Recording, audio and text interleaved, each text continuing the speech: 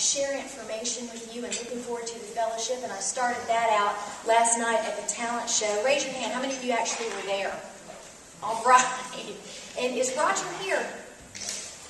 Roger here? Oh, I'll tell you what. I've never heard a better MC ability. Anybody know what I mean? He did a great job.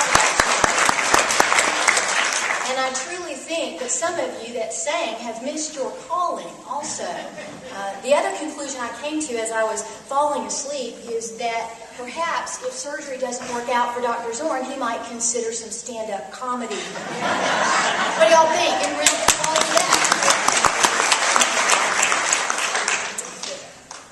I'd like to start off, before I go into the material that I've got, I want to call your attention to something that you have at your desk or your table there.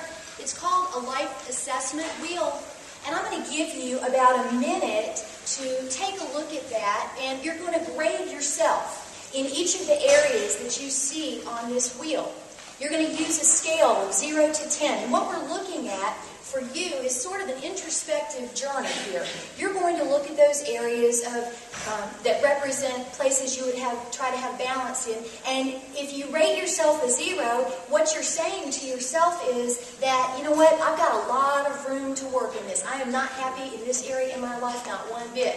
If you're scoring a 10, then in fact you're saying, I am experiencing the joy of life and the fullness of life. There is not one bit of room for improvement whatsoever. So I'm going to encourage you to take about 1 minute and look at those. Don't spend a huge amount of time second guessing yourself. Go with what your first instinct is. Ready? Go.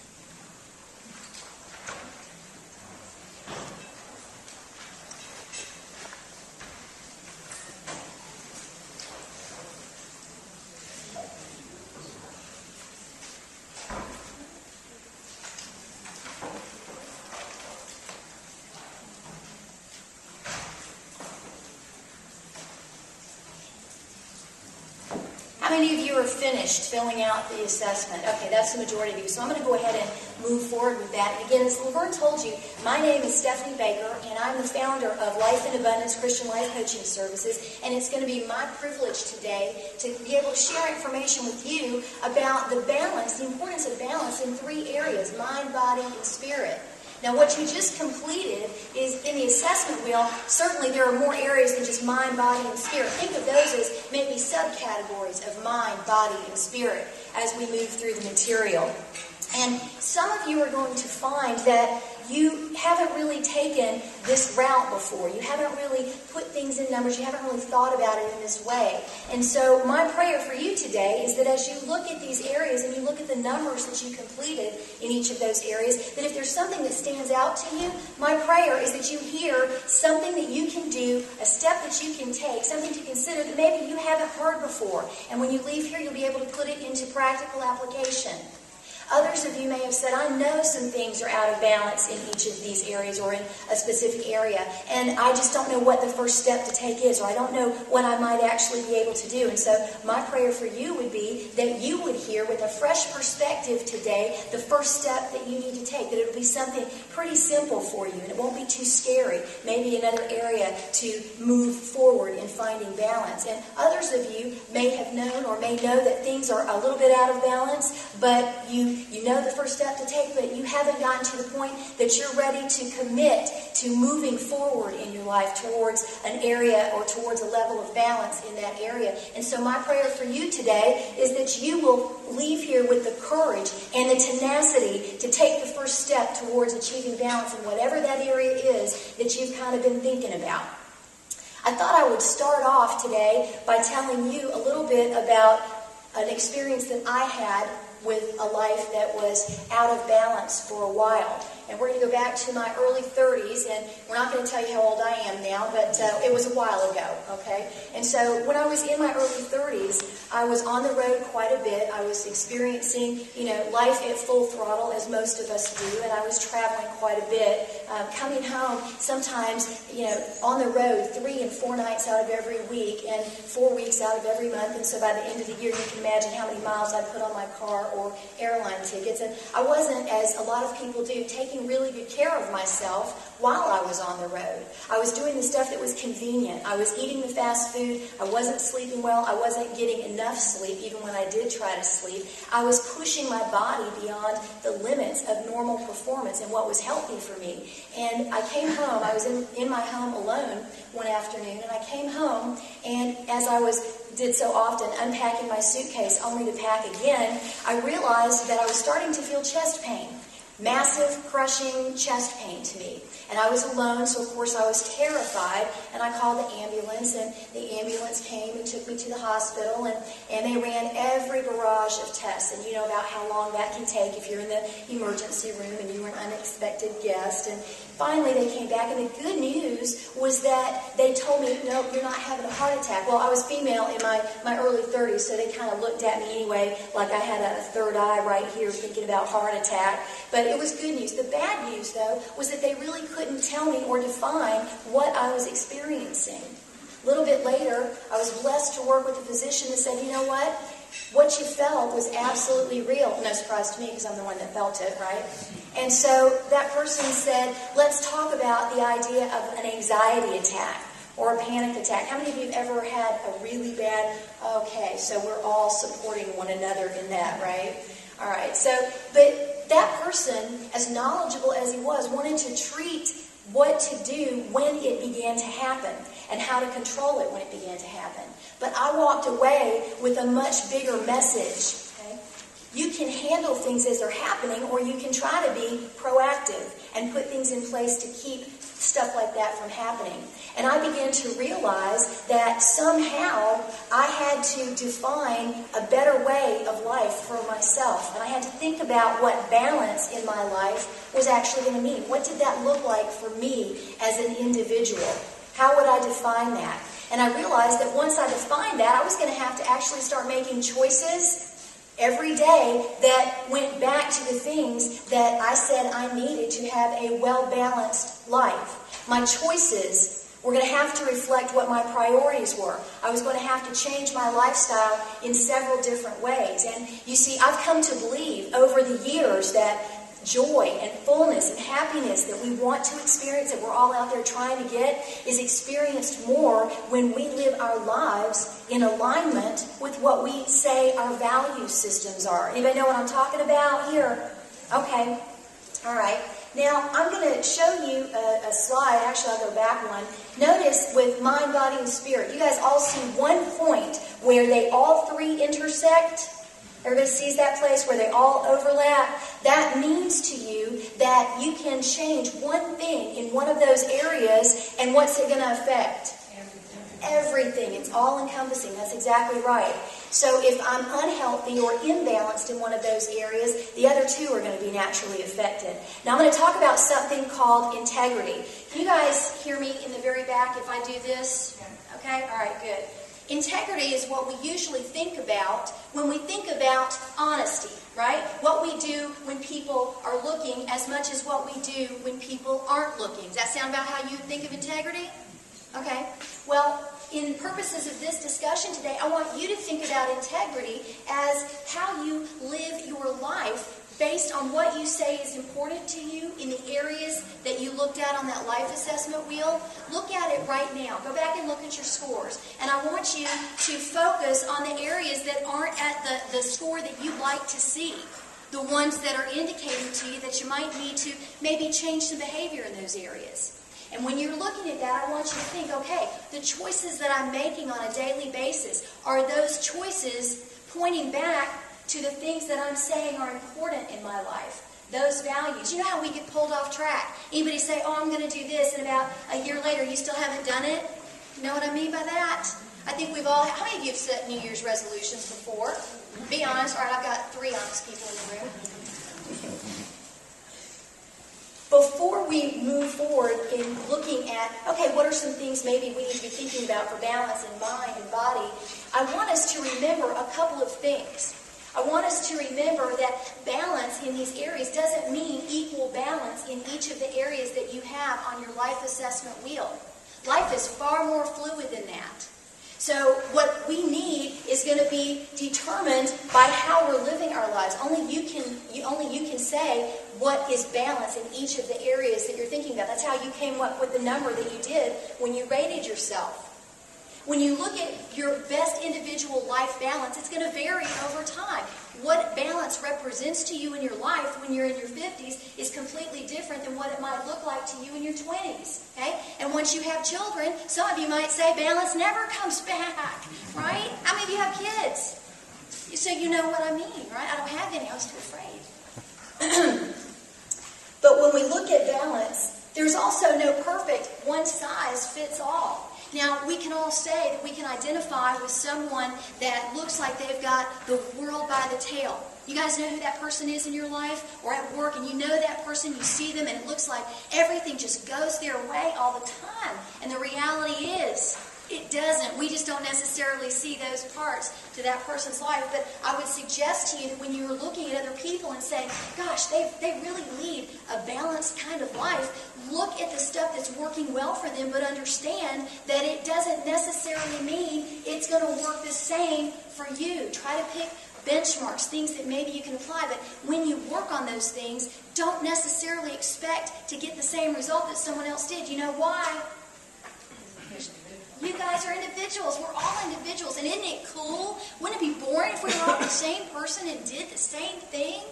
So when we look at balance, just kind of keep this in mind. Now, I like this particular author's way of talking about balance. His name is Jim Bird. He's the founder of WorkLifeBalance.com. They're an organization, a consulting firm. They go in and they work with companies to encourage an atmosphere for their employees that it fosters balance between their work life and their home life instead of an employer expecting you to work 50 extra odd hours a week. You may know how frustrating that can be while you're trying to meet the soccer games or the ballet recitals and that kind of stuff. But anyway, so he says when he's asked about balance, he says, you know what? Balance is represented by two things. That's how I look at it. It's represented by achievement and it's represented by enjoyment. And so for Jim Bird, when he looks at that, he says, you know what? If I can, in 4 areas, not the same life balance wheel you're looking at, but you can kind of correlate, he's work, family, friends, and self, and he says, if I can enjoy something in each of those areas in a day, and I can accomplish something, I have had a great day. But if I can enjoy something and achieve something in each of those areas, and I do that every day of my life, I've had a fantastic life. And I just kind of thought that was a really neat way of looking at balance. And balance to you is going to mean, you know, we tend to think balance means, okay, well, every area that's important to me is receiving the necessary attention and I'm enjoying it in every area as much as I possibly can. I don't know what balance to you is, but I bet you could tell me what imbalance to you feels like and looks like. How many of you think you have the perfect, you've got it, you've nailed it, you have the perfect life balance right now? Anybody in here? That's what I thought. That's how that usually happens when I ask that question. Not to worry, we're about to fix that. Let's take a look at what life might look like without balance. I'm going to talk about a few characteristics, and some of you are going to be able to identify with these, and others of you go, no, that's not me, and that's great. One of the things that we feel when we're living a life that is out of balance is isolation. And when we're feeling isolation, that feeds into a whole bunch of other different things too. But isolation, because we are feeling like we're just overwhelmed. We don't have enough time. I don't have time for myself, much less what? Other people or anybody else. And so it becomes sort of a self-fulfilling or a chasing circle. And I tend to then back away even more. And guess what? I start to not invest time in the relationships that are already in existence. I start to ignore those. I don't reach out and try to establish new support groups. Okay? This is such a wonderful support group of people, supportive group of people that you're with right now. I was blown away last night. There was a young lady, we're taking a side trip here for a second because I just got to share. There was a young lady that was afraid to get up and sing. Y'all know who I'm talking about? And I apologize, I don't know her name. But I want you to know, with the encouragement of everybody in that room, that young lady, after trying to do it one time, she kind of, she and her friend kind of stepped down. And about probably 30 minutes later, guess who came back to the podium to sing and did a fabulous job? I looked at her, fear of speaking ranks above death. But I'm going to tell you what, personally, fear of karaoke ranks above death. So anybody that does it, good for them. Y'all are my new heroes. I'm coming back next year just for the entertainment and the music. I like that.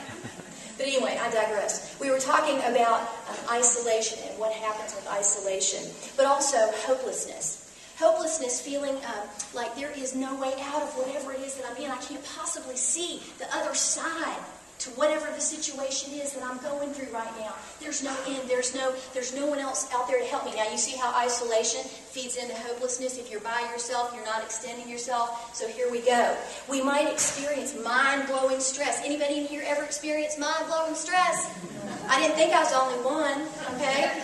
So mind-blowing stress, and you know what the problem about that is? If we're out of balance in our life, we're not making time to exercise. We're not eating right. We're not getting enough sleep. And so our bodies, you heard Anessa talk about something, bad and ugly, called cortisol. It's not really our friend. It really isn't. That and adrenaline. If we stay in a state of constant stress and there's no release, eventually our body pays the price. And some people around us probably pay the price with us. Okay? But illness, if we're constantly in mind-blowing stress, guess what's overtaxed?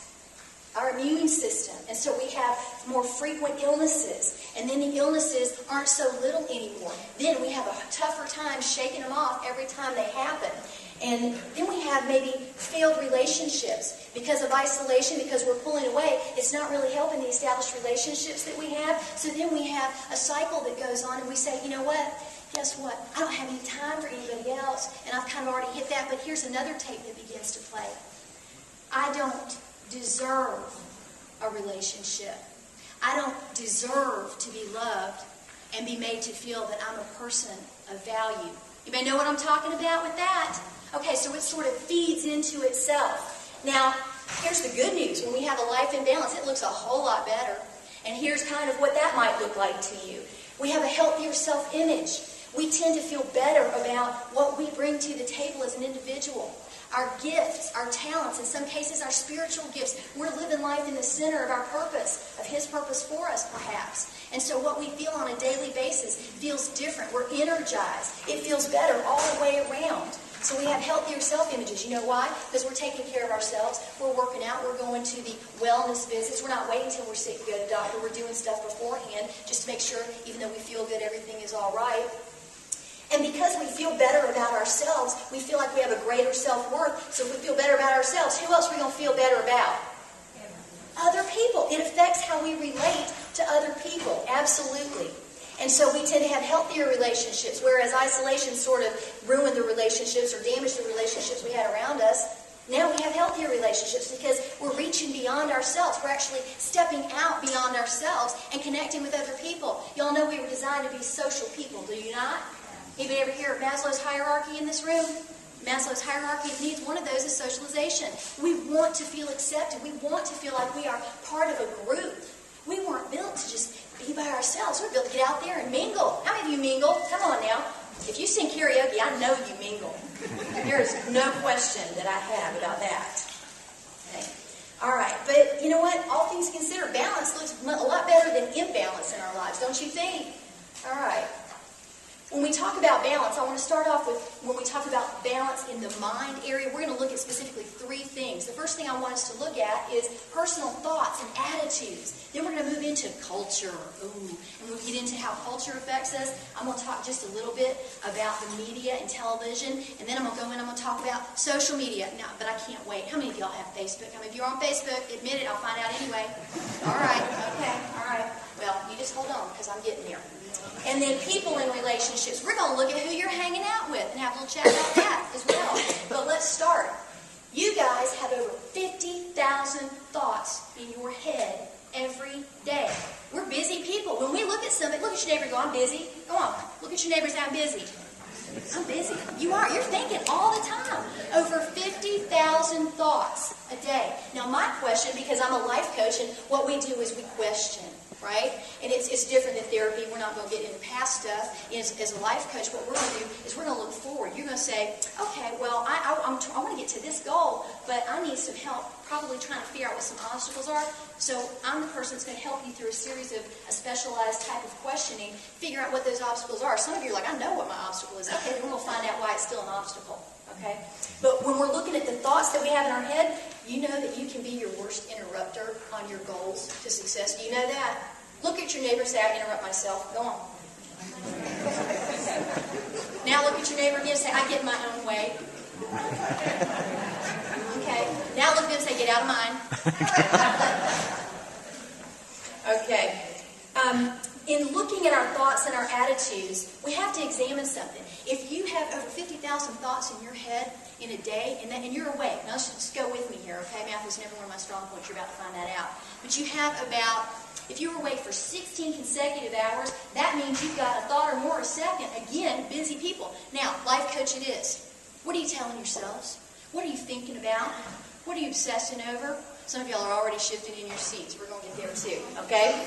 So are we using those thoughts to build ourselves up or to tear ourselves down? What do you think? How many of you have torn yourself down in thought process? Be honest. Come on. Okay? Good. How many of you can say, I regularly build myself up every day? Good for you. Give those people a round of applause. You guys get it, okay? And for those of you that didn't raise your hand about that, you will understand why it's so important by the time this is through. Now, looking at what we're thinking about, and because I'm a Christian life coach, I'm going to bring some biblical principles into it. Take from that what you find to be truth and of importance, okay? That what I'm doing is sharing with you how I work with clients. And what I choose to live by in my own journey in trying to live a balanced life. And the Bible has some really interesting things to tell us about words. The Bible in Matthew, in fact, says to us, you know what? The words that you speak will either acquit or condemn you. That's pretty serious, right? So when we say words, though, are we just talking about the words that we say out loud? I'm talking about the words that you're telling yourself quietly. Are you acquitting yourself or are you condemning yourself? Are you saying, I am a person of value? Or are you saying, I'm not worthy. I don't deserve this. I don't deserve that. I don't deserve to be happy in this area or that area. And if that's you, okay, you have to understand that what you tell yourself, studies show that the thing you say, you believe. You'll believe yourself over me. Some of you are probably thinking, well, good reason at this point, but you know what I mean, right? Statistics go a little higher if you hear yourself say something versus somebody else. So if you want to move forward, who should you listen to after this program? Okay. All right. What we believe, you've got to remember some things. I'm going to throw some questions up there. But what we believe shapes our value systems, and it shapes the priorities in our lives. It shapes the decisions we make, the paths that we take, how we feel about ourselves and then about others. Again, look at the life assessment review that you filled out, and let's ask some tough questions about those areas, the areas that you scored yourself a little bit lower on. Take a look at those. How are you answering these questions in relation to those particular areas? Okay? We want to ask ourselves, what are we putting in our brains? I mean, our thoughts can keep us focused on our value systems and working towards our goals, so they can take us down a completely different road. How are we using our thoughts? How are we using our thoughts? I love this. This is taken from a sermon in the early 1900s called As a Man Thinketh. Okay? And it's based on the book of Proverbs, and Proverbs has some interesting things to tell us also about our thoughts. And Proverbs, one of the things, my husband and I call Proverbs our little biblical fortune cookies. We just kind of like the way it reads. And so when you open up the fortune cookie 23:7, it says, as a man thinketh, so is he. That's pretty, that'll get you over your morning coffee, starting to think. What are you obsessing over? What are the things you're thinking about? Now there's another one that says, guard your hearts, for out of it flows the wellspring of life. Okay, well, as a man thinketh in his heart, so is he. Guard your hearts above all else. What message are you getting from that, do you think? Maybe we need to be careful about what we're internalizing, the stuff that we're holding on to. What I think it means, in our world, is what we are obsessing over and harboring. And I'm talking about things like anger. Anybody in here ever get mad? Get your hands up. I'm not the only one. Make me feel better. All right. So, anybody in here need to ever forgive somebody? Have you ever had to forgive somebody? Oh, y'all know what that feels like, don't you? Yeah, okay. I forgive you, right? Forgive and forget, two totally different things, y'all might realize. Proverbs says something else to us. It says, for every person, okay, for the despondent, every day brings trouble. How many of you can identify with that? For the despondent, when you feel bad, doesn't every day feel like just, overwhelming? Okay, so for the despondent, every day brings trouble, but for the happy heart, life is a continual feast. Ooh, I like that. I like that a lot. And I don't know about you, but I want to feast. I want to feast on joy because I want my life to be at its fullest potential in every single area that is important. What about you? Clap if you think you need stuff. Are you worth it? Come on now. You want some joy in your life? That's what we're talking about. That's what we're looking at here. So what am I putting into my brain? How am I feeding my mind? Well, healthy and correct thinking starts with a couple things. It starts with the story we're telling ourselves, but it also starts with how we react to other situations in life. Stephen Covey puts it one way, and by the way, one of the other handouts you have is a suggested reading list, and I want you to know that those are some of my top picks. On my website, I've got a whole page for resources, but these are just a few of my top picks. And Stephen Covey, in his book, 7 Habits of Highly Effective People, talks about the fact that we are able to choose our response to any given situation. Now, he doesn't say it's easy, but he does say that it can be done. There's another book on that list that says Who Switched Off My Brain by Dr. Caroline Lee. She talks a little bit about neuroscience. Aren't you glad that is not up to me to deliver? Woo! Y'all dodged a bullet on that one. But other than to say, with neuroscience and the way she talks about it, we are physiologically capable of changing the emotions that we have associated with a given thought. So if we have a thought that brings up emotion, the bad feeling, it is possible physiologically that we can change that. Now, much for y'all's benefit, we're not going to get into that lesson today, but it really is possible. She was sort of the scientific behind the motivational thing that Stephen Covey started with that. Let's talk a little bit about culture. Okay? Culture is the second thing we're going to look at, how it affects our attitudes and our minds. But we invite it in. And culture is not out there to be our best friend. Culture is not there to be concerned about our emotional well-being. Anybody agree? Anybody know what I'm talking about? Okay? So we got to be really careful about how we let that in. Culture is out there to plant seeds of doubt. And it's out there, it whispers in our ears things about what we think are important. And how we see ourselves and how we see other people. It whispers in our ear things like, oh, buy this and buy that, or you need more of this, or you need more of that. This should be important to you, or that should be important to you. And guess what? It's not just about you. Who else in your family does culture go for? Anybody important? They're about this high.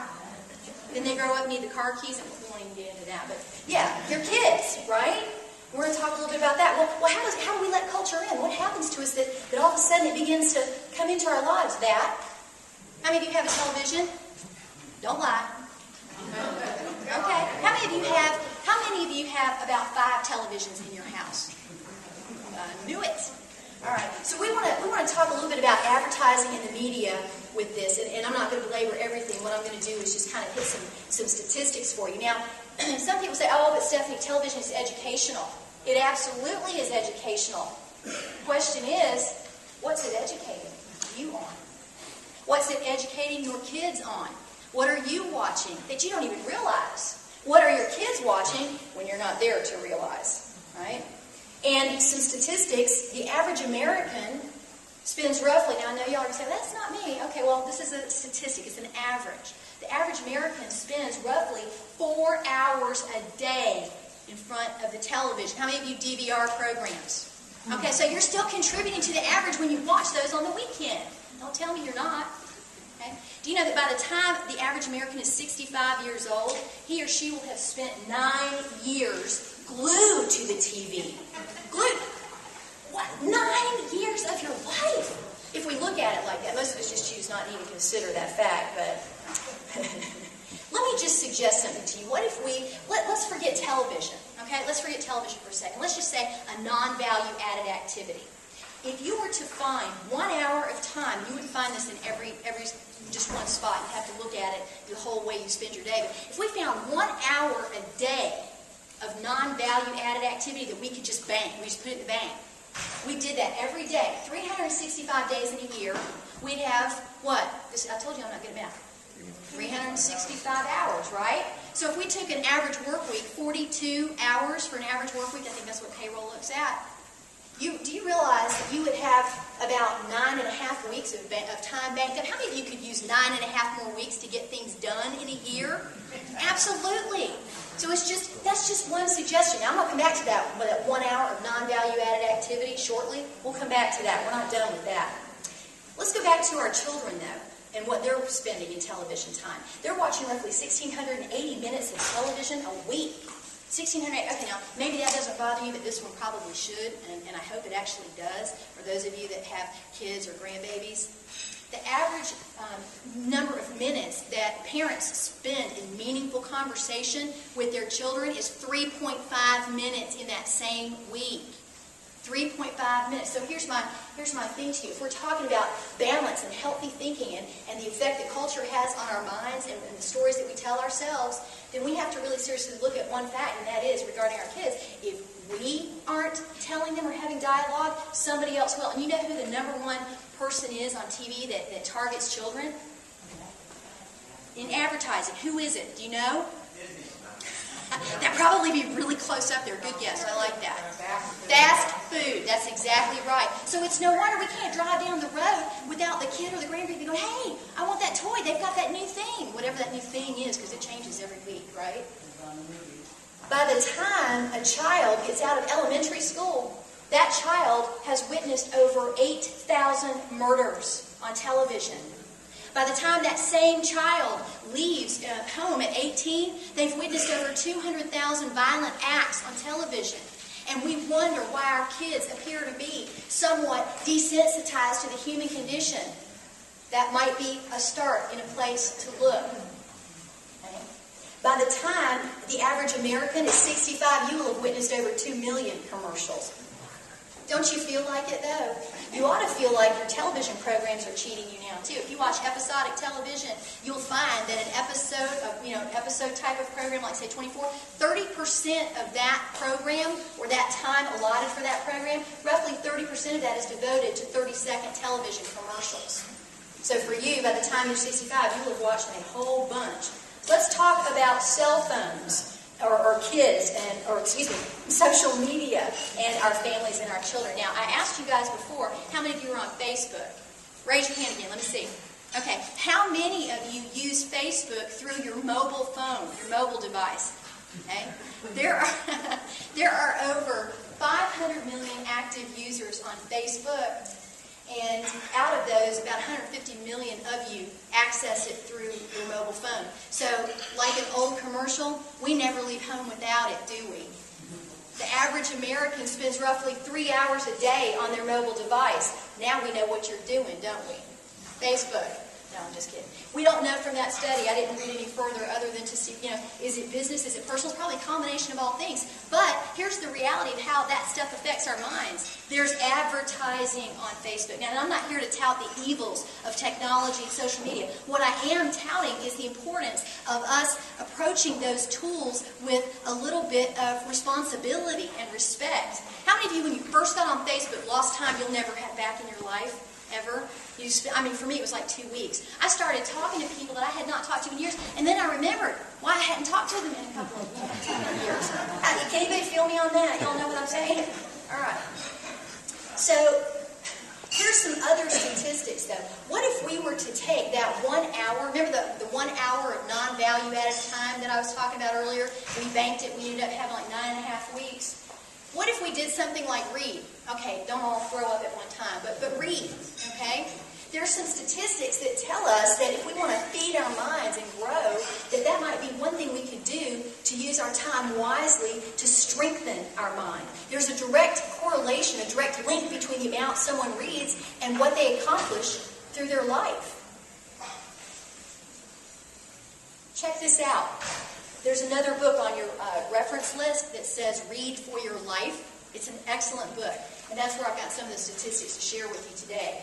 1 hour a day. If we took that same non-value added time and we made it valuable and we did something constructive, we were reading a book, the average one of us would get through one medium-sized book in a week. Now, some of us might read more, some of us might read less.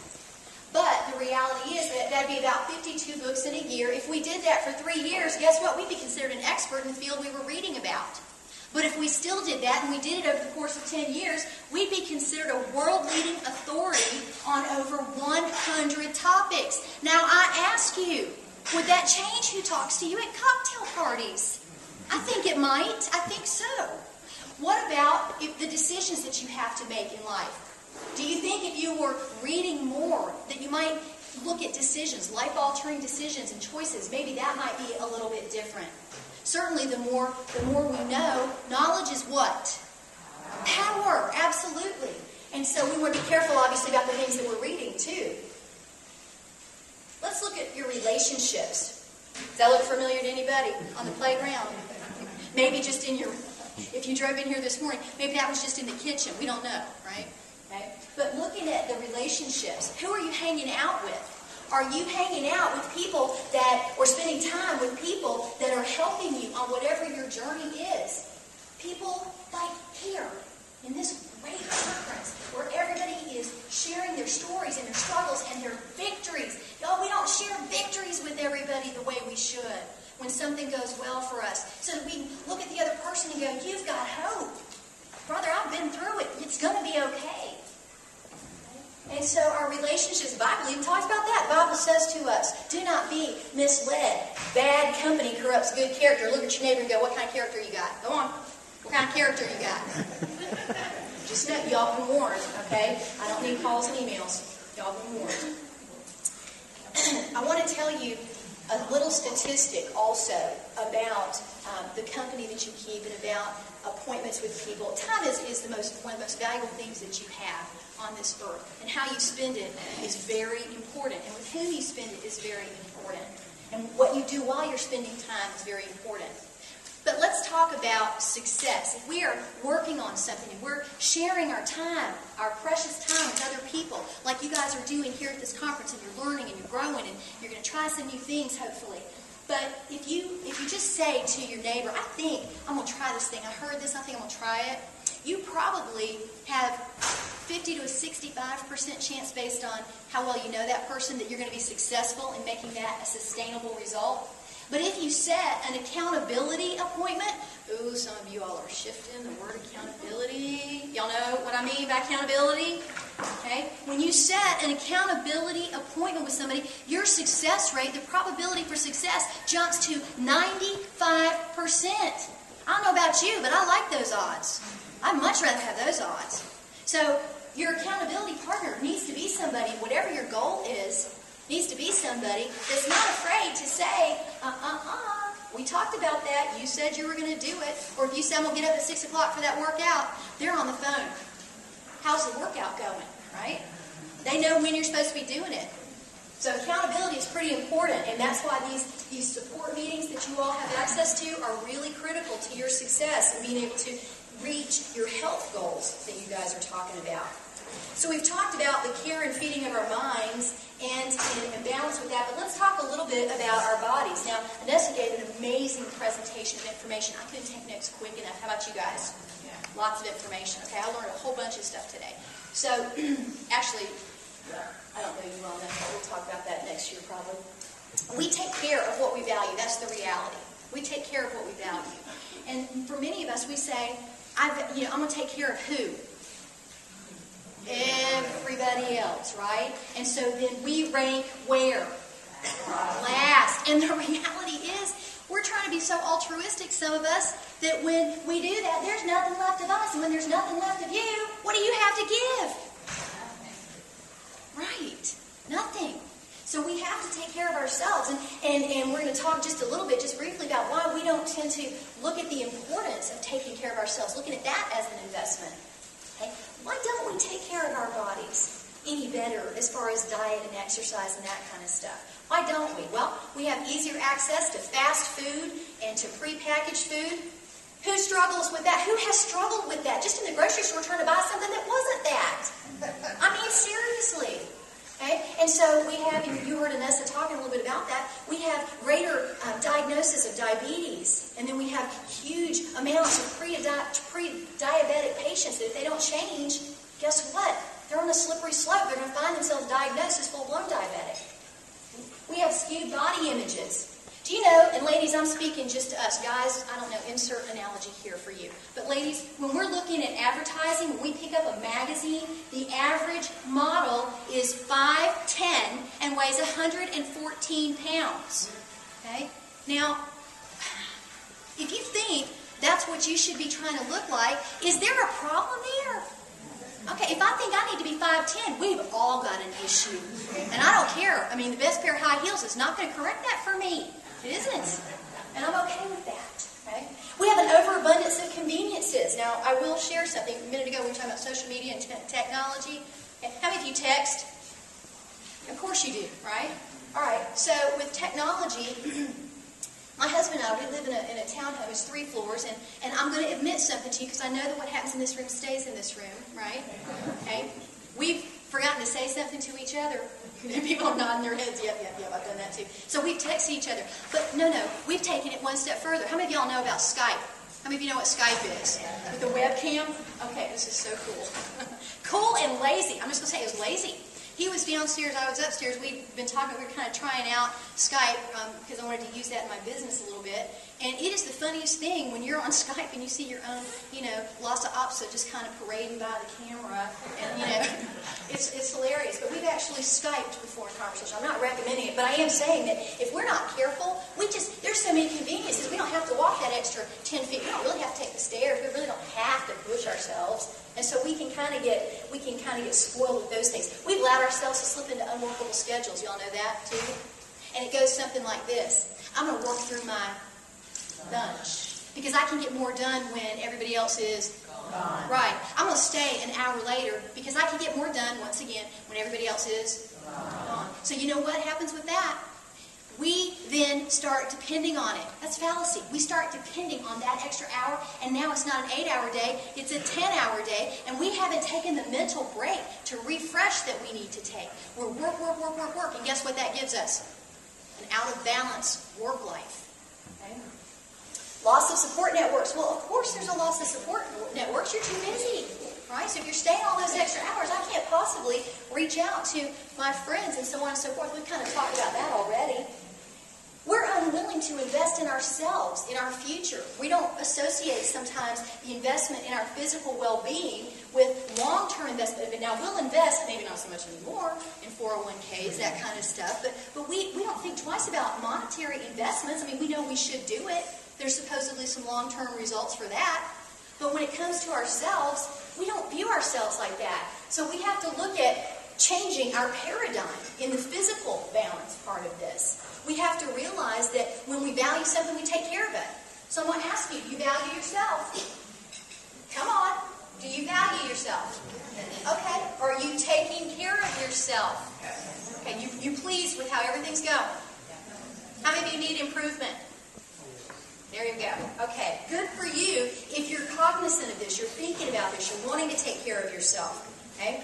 When we're looking at the way that we think, though, we just think, oh, it's going to take so much more money and so much more this and so much more that to make the right choices. And that's not always the case. It doesn't take necessarily to make the better decisions about diet and exercise. Well, it doesn't take so much more money. It really can be done without it. You can drink a little bit more water. We know we need to drink it anyway. We can walk. We can park a couple of hundred extra feet away and walk versus parking right up front if we can do that.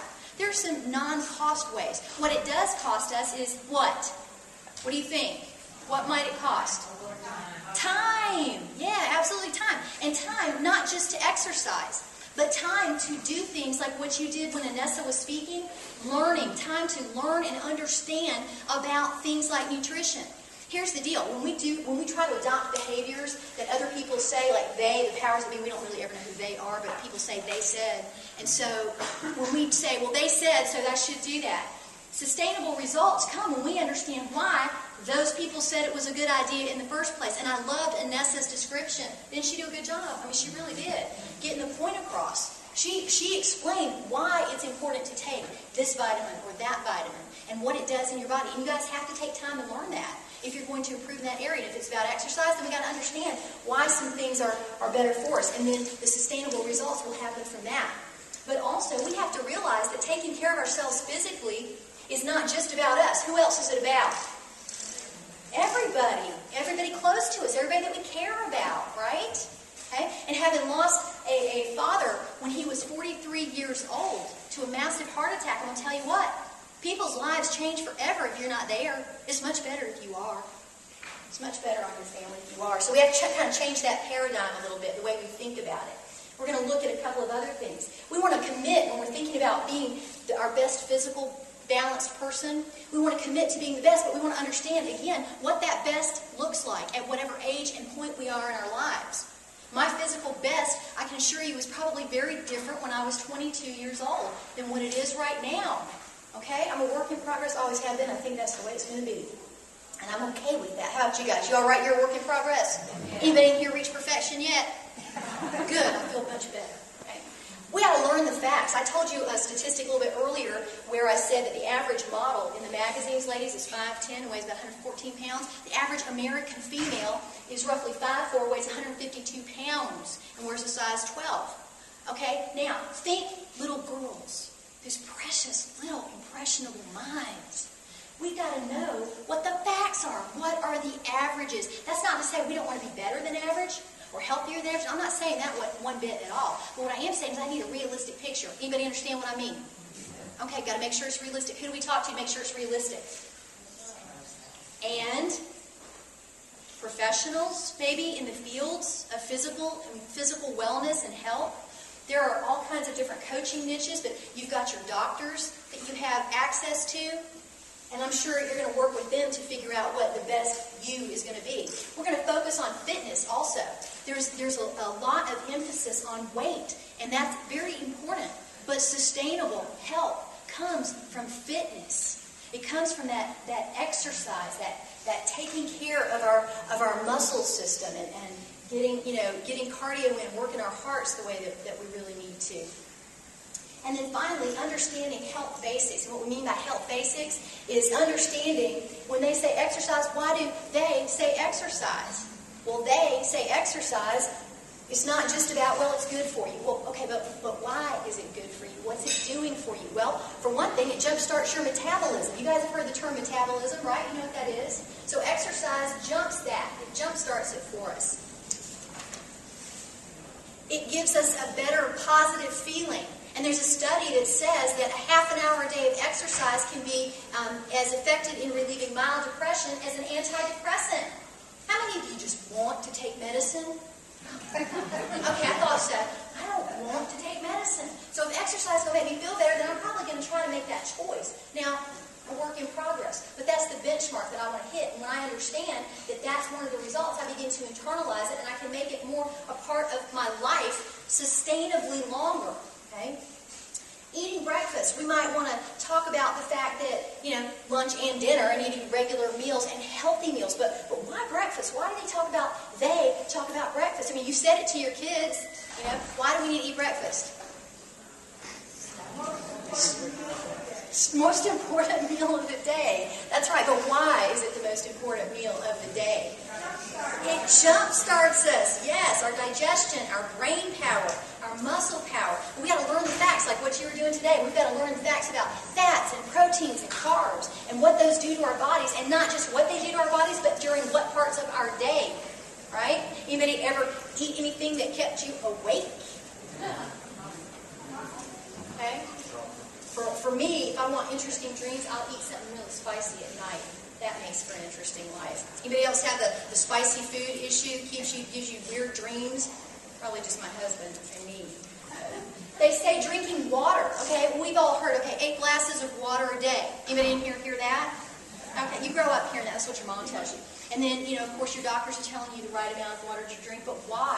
Why do you need that? If you understand why, you're going to be more successful in doing that. The understanding the fact that our bodies are mostly water, and that water is, in our bloodstream is what helps carry the nutrients to our brain and our muscles. When we start thinking about things like that, that makes more sense. Sleeping well. At night, it's not just sleeping enough, it's sleeping well. It's getting to the right stage of sleep, the deep stage of sleep. Your mind is letting go of things when you're asleep. It's letting go of the tensions and the stressors of the day. Okay? Your muscles, your body is in a repairing stage at a cellular level when you're sleeping. But also, it's replenishing your muscles all day long. If you've been in stress, constant stress, then you've been in what we'll call fight or flight mode all day long, and you've depleted your body. You've got to have rest to be able to move forward. How many of you, when you're tired, people can have a conversation with you, you just don't even remember it 5 minutes later? Anybody know what I'm talking about? Especially when you don't get enough sleep. How many of you are cranky when you don't get enough sleep? Look at your neighbor and go, "You're cranky." You don't want to do that. You don't want to do that. And finally, I'm going to talk a little bit about balance in the area of spirituality. Now, spirituality means different things to different people, but I'm going to share with you some things to think about. We might make all the right physical choices about exercise and dietary choices, but what well do you go to replenish? What well do you dip into for that? Where do you go for hope in your life? What do you do when you need help and assistance in letting go of anger, in letting go of things that you've been obsessing over, that you really, they're not healthy for you? Where do you get that? Okay?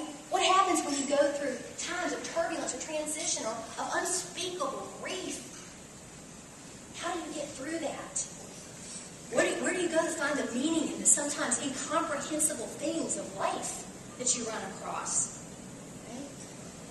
There's a Dr. Chandrakant Shah, University of Toronto, I believe, says that he defines spirituality as the beliefs and values one might hold concerning one's place within the universe and which reflects one's connections with maybe a higher power and so on and so forth. Well, I'm a Christian life coach. My spirituality is defined by my relationship with Jesus Christ. That's mine. What's yours, though? What's yours? We were designed not to be just human beings. We were designed to be human beings that connect on a different level spiritually. And so we've got studies that we could look at that even the Harvard Institute, there's a professor there that was talking about the fact that people now are looking to companies and products to help them find balance and to help them find their center in life. And I associate balance with being centered in life. But it also means that we're able to surely and swiftly deal with temptations and strongholds. When you've got to deal with stuff like that, where do you go to get the strength to do that? Where do you find that strength? Being centered means that hopefully I'm not going to be swayed by cheering crowds or peers that are trying to pull me one direction and tell me I need to think and look and be and do like whatever they think. When I know in my heart and my spirit that those things aren't good for me, those things aren't right for me. If I'm centered, to me, it means that I can leave this earth knowing that I was living my life in divine purpose. Okay? Now, Stephen Covey puts it in an interesting way. I've mentioned him once before, so I'll bring him up again. He says we are not human beings on a spiritual journey. We are spiritual beings on a human journey. Again, backing up the idea that we weren't created, or that we were created, rather, with the need for some kind of spirituality in our lives. And how does that affect us physically? Well, here's a statistic for you. The person who says or defines themselves as moderately spiritual and attends 1 to 2 religious services a week, and by religious services, it's not necessarily being, planted in a pew somewhere. It could be a Bible study, it could be a church cookout, whatever the function is. They tend to live on the average 8 years longer. Read it. It's there. There's a story that was told in another book that you have on your supplemental reading list, and it's in the book Jesus Life Coaches by Lori Beth Jones, and I love this story. She talks about going with other mothers. They take their kids ice skating, and the kids, of course, are zipping around at 200 miles an hour on the ice, and where are the moms? They're over by the railings just trying to stand up, and so except for one mom, and the rest of them are just kind of, they're dropping like flies, and they're on their seated position on the ice, and they're looking at her like the one mother that's standing and has actually done a spin. They're like, "Did you pull a fast one on us?" She's like, No. I was trained as a ballerina to find my balance, to find my center. So that when my world gets wobbly, stuff around me is out of balance, I simply return to the center. And that goes away. And I love that analogy. And we find it in sports. Now this is pretty cool. Okay? I don't play golf. I don't even act like I play it on TV. But in golf and in other sports with the ball, there's a sweet spot. Anybody in here play golf? A couple people? Okay. How about anybody ever heard of it, the sweet spot before? Okay. In golf, that means that if I hit the sweet spot, what it means is that I reduce my chances for hooks and slices and whatever it is. But the cool thing about it is it means that I increase my distance and my accuracy. So what I'm going to say to you is I want to hit the sweet spot in life. I want to hit the sweet spot in the choices that I make and the decisions that impact my life. Every time I step up to swing, I want to hit the sweet spot. How about you? Yeah.